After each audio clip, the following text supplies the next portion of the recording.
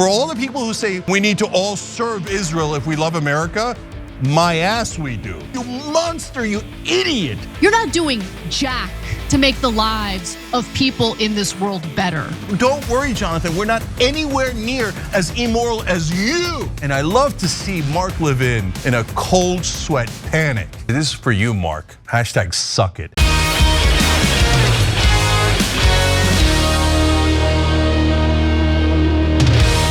We cancel stuff all the damn time. Hitler admirers, Stalin admirers, Jew haters, American haters, Churchill haters.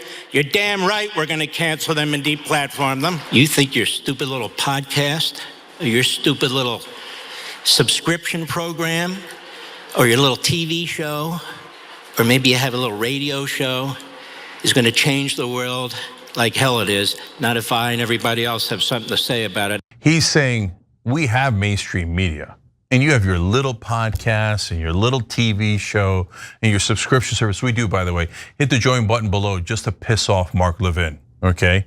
If you're watching on YouTube. Everyone else, tyt.com/join and say, this is for you, Mark. Hashtag suck it. Okay, so he's like, what? We bought CBS, we bought TikTok. Okay, we already had a CNN reporting through Jerusalem. Okay, they all have to clear their stories. We have the lady at Meta who confessed, we showed it to you last week. Yeah, we censor all the stories on behalf of Israel. And if you're gonna criticize Zionism, we're gonna cancel you from Meta. We have all the big players. Now here comes a little podcast. The average American. Well, you're not gonna make it. The powerful are gonna crush you. That's what he just said. It's amazing. Mark, you think it's smart to announce publicly that you're canceling all Americans who would disagree with Israel? And that you're bragging about how you own all the major media and it's us little pipsqueaks, and that you're gonna crush us one by one with the mega powerful people on your side. He said, these aren't powerful people. Well, on that one, Mark, you're right. I'm not that powerful. Tucker by himself is not that powerful, or Dylan, or Rogan, or Theo Vaughn, or Andrew Schultz, or Charlemagne, or any of these guys. Dave Smith, Glenn Greenwald. Why, we can go on and on. Crystal Ball. No, none of us by ourselves are that powerful. Rando on social media, who's fighting for America first, or any just sanity. American sovereignty. Wouldn't that be amazing for America to be free from sea to shining sea? Yeah, you're right. We're not at all powerful like you and your giant donors and the giant owners of these companies that are pro-Israel. But my guess is United were more powerful than you. And I know uniting is the hardest thing in the world. Why do you think Mark Levin and Daily Wire and all those guys start endless culture wars? To divide you. Why do you think they're constantly doing propaganda against Muslims and honestly about trans people and this? Where did all the trans stuff come from? Daily Wire, okay? So constantly putting out culture war stuff because they know we can't resist. The left and the right can't resist. Then we're at each other's throats and they're laughing their ass off. But now it appears, Jordan, that Mark is not laughing his ass off. All of a sudden, he's a little bit worried about our collective power. And they're starting to worry, oh my God, what if the left and the right unite on behalf of America? Then our Israel first agenda is in trouble. Well, Mark, you're goddamn right it is. And I love that it is. And I'm sick of you and your disgusting friends running our media, running our politics. Yeah, I'm saying it. And it's not Jewish Americans. It's pro-Israel radicals who think, screw this country. This country, I mean, the overwhelming majority of Jewish Americans love this country, love the opportunities, the hopes, the dreams, etc., that America has helped them realize. But a small group of pro-Israel radicals are like, no, everyone has to serve Israel, right? I mean, look at this nonsense garbage he puts out there. These people who are anti-America, anti-Israel, anti-West. No, you made that up. That's a propaganda point. America and Israel are two different countries. They obviously have different agendas, different priorities. And by you putting it in there and putting the West in there, guys, it's such an old trick. You know that, right? Like, oh, you have to give all of your money to Israel. You have to support all their wars. By the way, sometimes you have to fight their wars. And you have to make sure that they're could do a genocide. You owe them. You owe them everything. Why? Because Israel is the West. Israel is America. No, Israel is not America. It's not the West. It's Israel. Any other country saying Turkey's the West, Turkey's America, France is America, France is the West. Like France is the West at least makes a tiny bit of modicum of sense, right? Israel being the West doesn't even make any sense. They're just making crap up. It's called Hasbara. It's propaganda that the Israelis have been doing here, honestly, for decade after decade, and they never got caught with nonsense talking points like Israel is a special ally. Whenever you ask them, what does that mean? Literally no one has an answer. Judeo-Christian heritage of the Bible and the Schofield thing and the blah blah blah and West Magna Carta. What? No, the guys like Mark Levin have been controlling our government for a long, long time. But guys, America, I got great news for you. For the first time, they're worried that they are losing control. And I'm here for it. And I love it. And I love to see Mark Levin in a cold sweat panic. We're gonna cancel them all and their stupid podcast. And we're gonna get mainstream media to be back in charge. And they're gonna give me a show on Fox News even though no one likes me. And on the radio where no one can even listen to me. Because yes, Israel's gonna be in charge. Too bad, Mark, too bad. You're caught. We caught you. And now the rest of your life is going to be devolving into disdainful mediocrity. We're all gonna look at you as the pathetic mouthpiece for a foreign government who's trying to rob us blind. And we're gonna hate you for it. Mark, good news, we already hate you for it. But also good news, I'm on the left. Ultimately, I will protect everyone, okay? I don't want any violence, I don't want anything physical that will only destroy this movement. Do not help Mark Levin and the others. Never do anything physical and never make it about Jewish Americans. But for all the people who say that Israel is the equivalent of America and we need to all serve Israel if we love America, my ass we do. And that's all Cuomo has is old, outdated, dull hatchets. Ironically, all he did was put him in his own back. This is really important. Why did Mamdani get such a big lead? Because the entire media made a giant mistake. They hated him, and you saw it in the debates where every moderator would ask, why won't you serve Israel? Go to Israel, you gotta serve it, God damn it, why won't you serve Israel? As if like that was a prerequisite for running New York. But they made a giant mistake because they put a huge spotlight on him.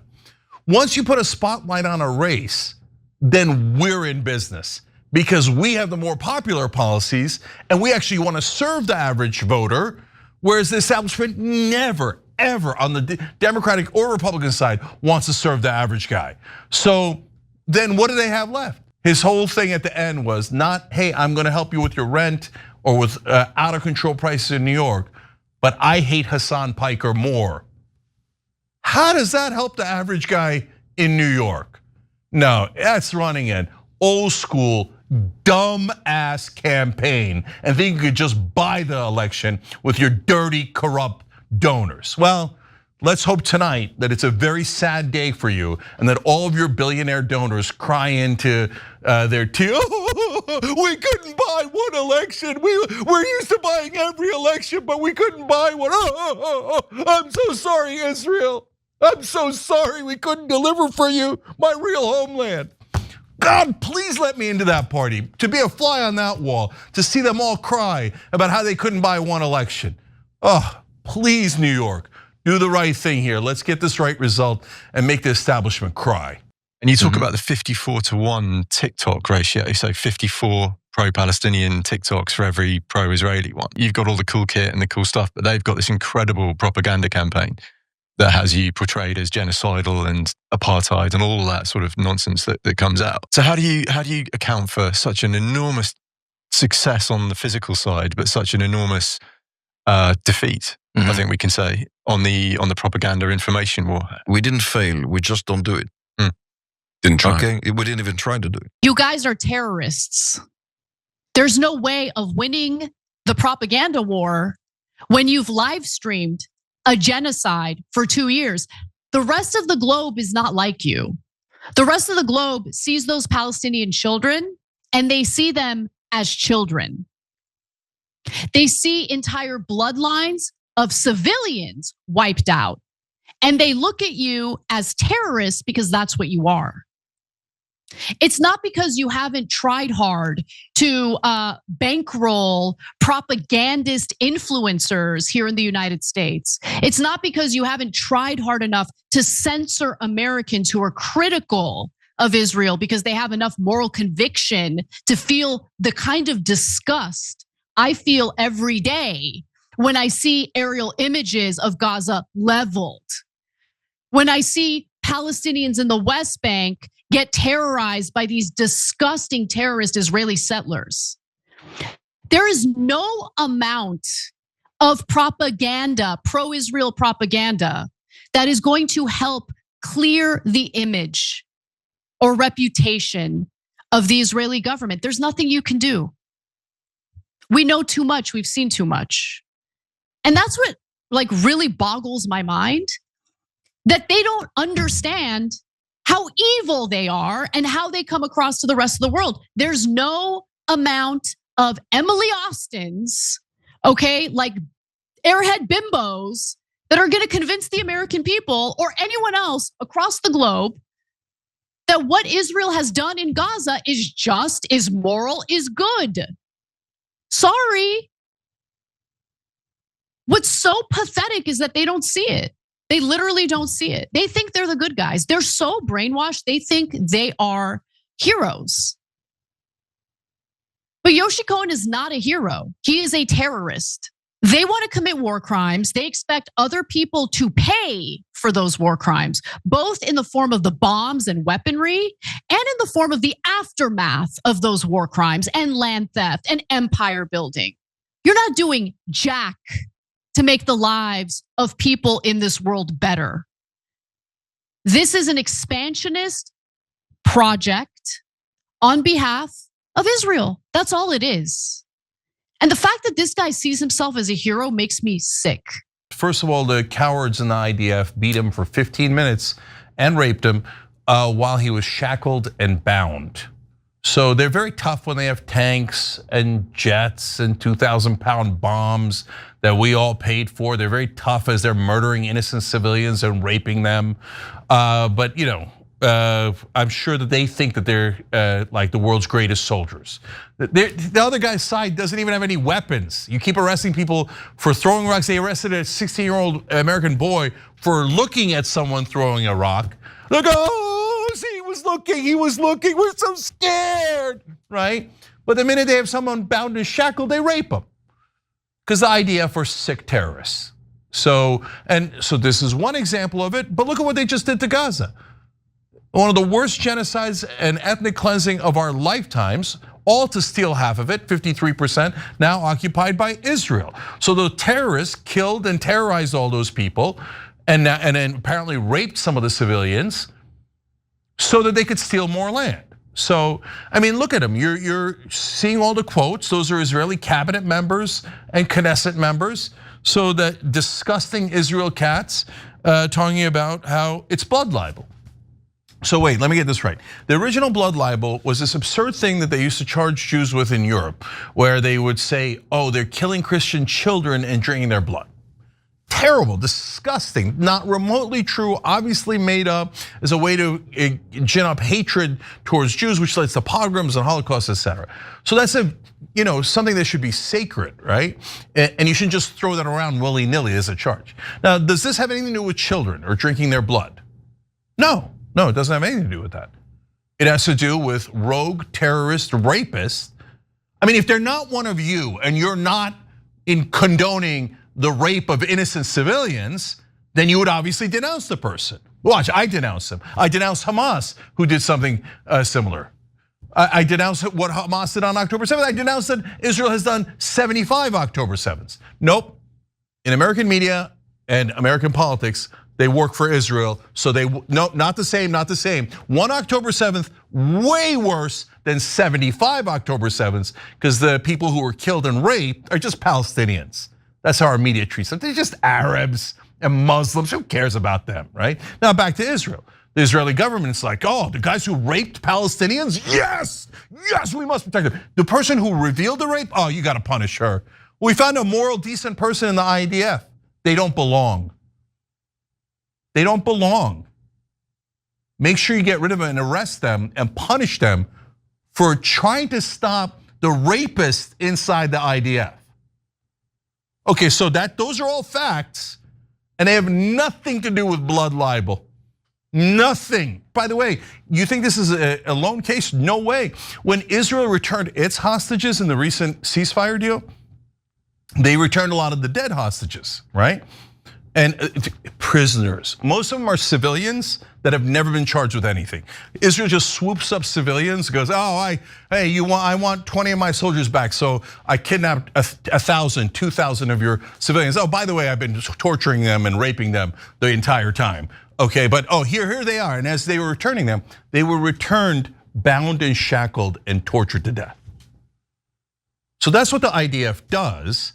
And then they go, the whole world is anti-Semitic. There's no reason why you would object to torture or rape unless you hated Jews. And think about how much they smear other Jewish people by doing that. They're basically saying, if you love Jewish people, you would be pro-torture and rape. That is a disgusting thing to say. I don't know anything more anti-Semitic than that. I mean, how's that for irony? So all these disgusting terrorist cabinet members in the Israeli cabinet and in their Knesset, all smearing other Jews for their own nationalistic grotesqueries. Pro-Israel guys like Jonathan Greenblatt come and they smear the living crap out of all Muslims, and everybody goes, bravo. Every time you ring the bell below, an angel gets his wings. Totally not Jews are going to be unsafe. But it does keep you updated on our live How about shows. us? How about Muslims? Do we feel unsafe? We feel unsafe because guys like Jonathan Greenblatt are constantly going, the Muslims, we have to kill them all. We have to kill them in Gaza. To be fair, Jonathan Greenblatt didn't say kill them all, Randy Fine did, okay? But Jonathan Greenblatt is supporting everything that Israel's doing. A massive genocide, at least 68,000 dead, 20,000 kids dead. And he's like, yeah, but they're just Muslims. Muslims, are you kidding me? The whole world feels unsafe because of Israel. Every Muslim, every Arab, every Palestinian feels unsafe because of Israel.